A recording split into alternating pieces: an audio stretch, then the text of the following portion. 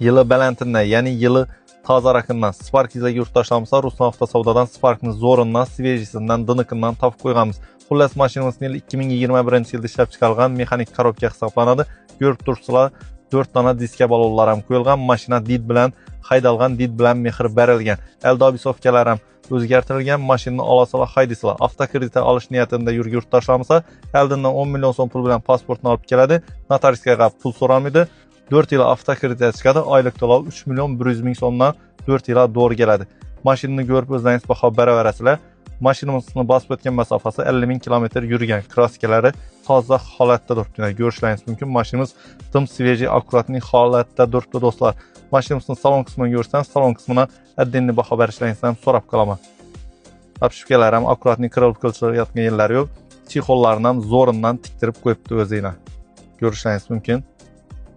Hamma narsasi did bilan taxlangan, hamma narsasi o'zina yarashib turibdi, to'g'rimi? Arka tarafdan ham ko'rsatamiz, arka taraflar ham akkuratniy holatda tikilgan. Mana ko'ringlar. Eldi sideniyalar ham tiniq holatda turibdi. Mashina xullas azob ko'rgan emas. Mashinani olish kerak, haydash kerak. Shuningdek tayyor holatda Spark izlagi yurtdoshlarimiz imkon darajasida like'larni bosib, samolyotchalarni uchirib qo'yishlaringizni ham so'rab qolamiz. Mashinamiz kimga qiziq bo'lsa, bemalol Ruslan Avtosavdoga kelaversizlar. 24 soat xizmatdamiz. Sog' bo'linglar.